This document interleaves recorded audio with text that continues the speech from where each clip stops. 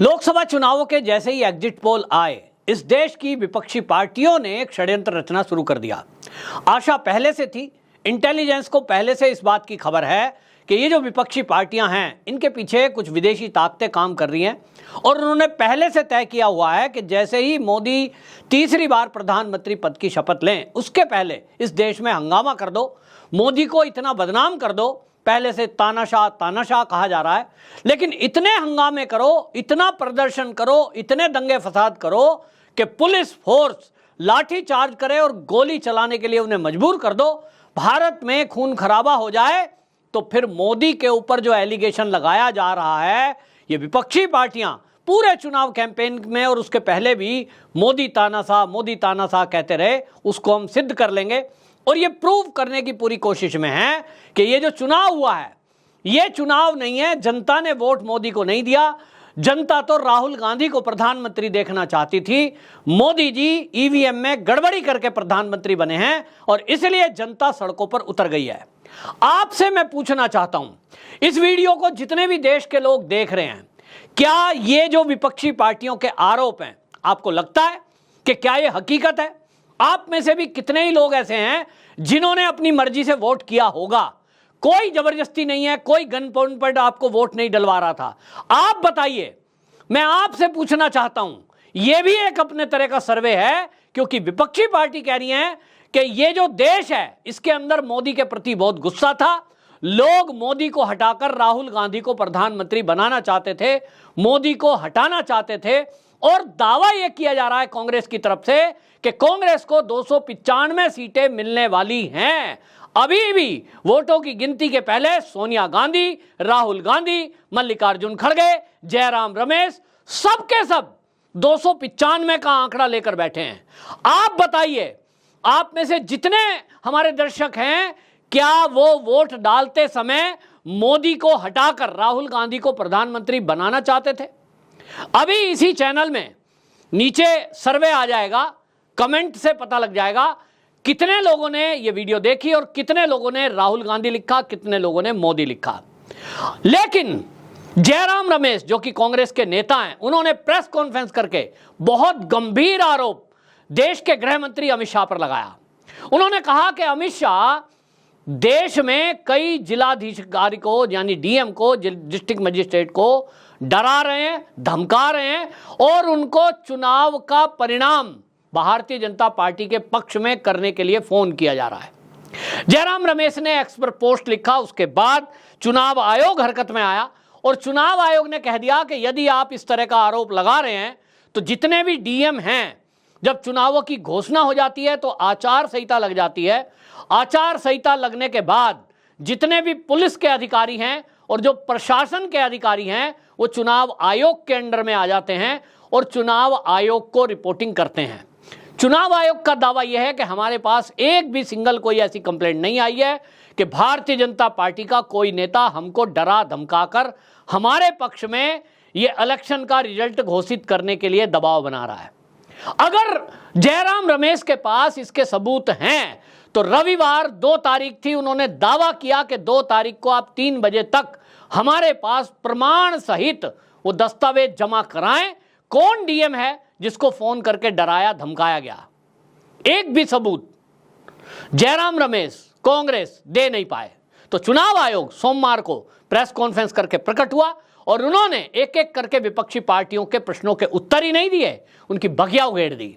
पूछा उनसे कि आप चुनावी आंकड़ों पर सवाल उठा रहे हैं, ये आंकड़े वेबसाइट पर पड़े हैं। आप परसेंटेज पर सवाल उठा रहे हैं, वो आंकड़े वेबसाइट पर पड़े हैं। आप ये कह रहे हैं कि हमारी कंप्लेंट पर कार्रवाई नहीं हुई, वो कार्रवाइयों की जानकारी हमसे ले लो। आप कह रहे हो चुनावी आंकड़ों में देरी हुई, उसका भी कारण बता दिया गया है। लेकिन यदि आप ये कहेंगे कि चुनाव के परिणाम भारतीय जनता पार्टी के दबाव में कोई जिला अधिकारी करेगा, तो पहला सवाल जयराम रमेश से यह है, वो कह रहे हैं 150 जिला अधिकारियों को गृह मंत्री फोन कर चुके हैं। भाई सबूत तो है नहीं और उनको पता है कि इस तरह से अभी सरकार कुछ उन पर कार्रवाई तो करेगी नहीं, कुछ भी झूठ बोल दो। पब्लिक को सड़कों पर उतारकर दंगा कराना हमने सीए के टाइम में देखा है कि कांग्रेस के पास किस तरह की मास्टरी है। इस तरह का फर्जी मुद्दा उठाकर देश की जनता को भड़काने का।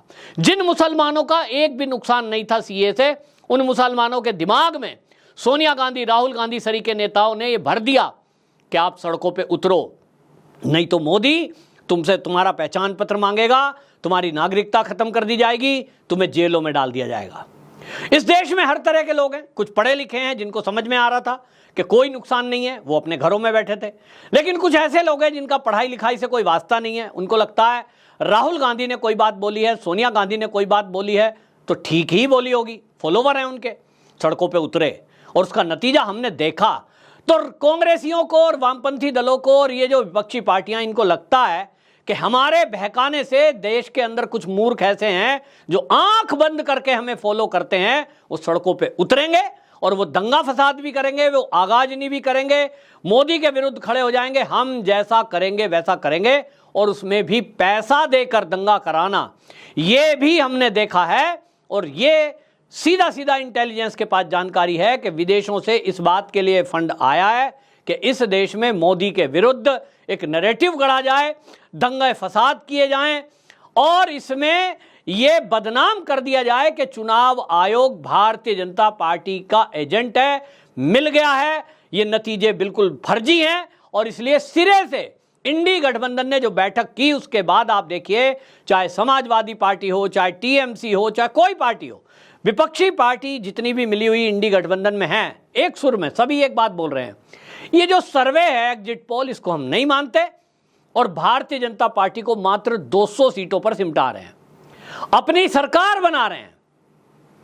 सर्वे की बात छोड़िए, मैं दावा करता हूं कि आप में से जो भी आप जिस शहर में रहते हैं, आप अपनी मर्जी से अलग अलग मोहल्ले में 10 लोगों से बात करिए, बिना जाति बिना धर्म देखे, और एक सवाल कर दीजिए कि अगर प्रधानमंत्री के लिए आपको, आज हम पूछ रहे हैं बिना वोट दिए, पूछिए कि आपको प्रधानमंत्री के लिए राहुल गांधी अच्छा है या आपके हिसाब से मोदी। आप खुद सर्वे कर सकते हैं कि देश का मिजाज क्या है। लेकिन कांग्रेसियों का दावा है कि राहुल गांधी वो नेता है जिसको देश प्रधानमंत्री देखना चाहता है।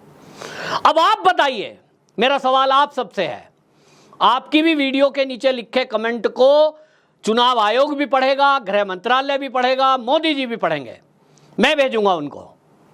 आप बताइए, आपके हिसाब से राहुल गांधी देश का प्रधानमंत्री होना चाहिए या मोदी जी? सवाल है मेरा, ये जनता का सर्वे है, सही करेगा। क्या लिखते हैं? बहुत गंभीर बात लिखी जो जयराम रमेश ने पोस्ट की थी। निवर्तमान गृह मंत्री आज सुबह से जिला कलेक्टर को फोन पर बात कर रहे हैं। अब तक 150 अफसरों से बात हो चुकी है। अफसरों को इस तरह से खुल्लम खुल्ला धमकाने की कोशिश निहायत ही शर्मनाक एवं अस्वीकार्य है। याद रखिए कि लोकतंत्र धमकियों से नहीं, जनादेश से चलता है। 4 जून को आ रहे जनादेश के अनुसार नरेंद्र मोदी, अमित शाह, भाजपा सत्ता से बाहर होगी, इंडिया गठबंधन विजयी होगी। अफसरों को किसी प्रकार के दबाव में नहीं आना चाहिए, संविधान की रक्षा करनी चाहिए, उन पर हमारी नजर है।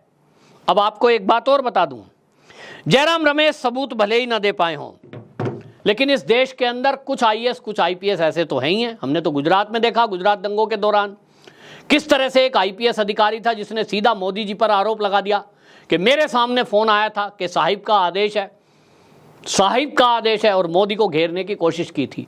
बाद में हमने देखा कि उस आईपीएस अधिकारी की पत्नी कांग्रेस से चुनाव लड़ गई। इसी तरह से कोई जिला अधिकारी अभी पोस्ट पर है, उनमें से भी कोई लालच में ये आकर बयान दे सकता है कि साहब हमें फोन आया था, लेकिन सबूत देने पड़ेंगे। इतना सरल नहीं है आज के डेट में। आपको बताना पड़ेगा कि गृह मंत्रालय से अमित शाह की अगर बातचीत हुई, किस टाइम हुई, किस फोन नंबर पर हुई, और उसको रिकॉर्डिंग भी किया ही होगा, तो आपको सबूत देना पड़ेगा। और अगर झूठा सबूत हुआ तो ये भी जानते हैं कि ये बदलता हुआ भारत है, ऐसे देशद्रोहियों को छोड़ा नहीं जाएगा। नौकरी तो जाएगी ही जाएगी, यूएपीए की धाराओं में जेल में भी बंद होंगे। ये नए कानून के तहत ये कार्रवाई होगी। ये नया कानून भारतीय दंड संहिता में बन चुका है कि देश विरोधी अगर कोई एक्टिविटी करते हो तो आपके खिलाफ यूएपीए की धारा लगेंगी, आपकी पूरी प्रॉपर्टी जब्त होगी और आपको आजीवन कारावास या तो फांसी की सजा भी हो सकती है यदि देश के प्रति आप कोई षड्यंत्र रचते हैं। इससे बड़ा षड्यंत्र कुछ नहीं हो सकता कि जब जनता ने किसी एक व्यक्ति को प्रधानमंत्री के रूप में स्थापित करने के लिए वोट किया हो, उसको नकारते हुए, जनता का अपमान करते हुए कोई पार्टी या गठबंधन ये कहे कि जनता झूठ बोल रही है, जनता का मैंडेट झूठा है, हम जो कहें वही सही है, क्योंकि सत्ता पर, गद्दी पर बैठना प्रधानमंत्री की वो हमारा अधिकार है, ये मोदी जैसा आदमी कहां से आ गया, इसको हम अस्वीकार करते हैं, इसको हटाकर मानेंगे। चाहे विदेशी मदद लेनी पड़े, चाहे पाकिस्तान की मदद लेनी पड़े, चाहे चीन की मदद लेनी पड़े, चाहे अमेरिका के जॉर्ज सोरोस की मदद लेनी पड़े, लेकिन एक हिंदुत्ववादी, सनातनवादी, त्रिपुंडधारी, शंकर जी का भक्त, इसको तो गद्दी पर बैठने नहीं देंगे, क्योंकि इसके आने से पूरी दुनिया में भारत का डंका बज रहा है और भारत फिर से विश्व गुरु बनता हुआ दिखाई दे रहा है, सनातन का डंका बज रहा है। ये हम होने नहीं देंगे। हमारा एजेंडा तो पीएफआई का एजेंडा था, हमारा एजेंडा तो मुस्लिम लीग का एजेंडा था। ये मोदी कहां से आ गया और इसको हटाकर मानेंगे। और चलिए, सारी देशी और विदेशी ताकतें एक हुई पड़ी हैं। आपने देखा होगा ध्रुव राठी भारत में नहीं रहता, भारतीय मूल का जरूर है, विदेश में बैठा हुआ किस तरह से पूरा चुनाव कैंपेन उसने किया है मोदी विरोध में। उसकी फंडिंग कौन कर रहा था? यूट्यूब में राष्ट्रवादी चैनलों को डाउन कर दिया गया, कईयों को बैन कर दिया गया। हमने देखा अजीत भारती जैसे पत्रकार को, जिसको डिमोनेटाइज कर दिया गया। ये सब के सब षड्यंत्र किए। अब इस पर भारत की एजेंसियां नजर रखे हैं, जांच हो रही है और इसी में ये विपक्षी पार्टी बौखलाई हुई है। बहरहाल मोदी जी शपथ लेंगे, लेकिन इस तैयारी में भी प्रशासन जुट गया है कि यदि कोई दंगा फसाद करेगा, यदि कोई मोदी विरुद्ध और इस देश में दंगा फसाद करके षड्यंत्र करने की कोशिश करेगा, तो उससे शासन प्रशासन सख्ती से निपटेगा। कोई झूठा नैरेटिव अब देश में चल नहीं सकता, क्योंकि अब लोग जागृत हो चुके हैं। सोशल मीडिया की ताकत से लोग अब ये जान पाते हैं कि ये जो विपक्षी पार्टियां हैं, देश विरोधी लोग हैं, ये कौन सा नया षड्यंत्र रच रहे हैं।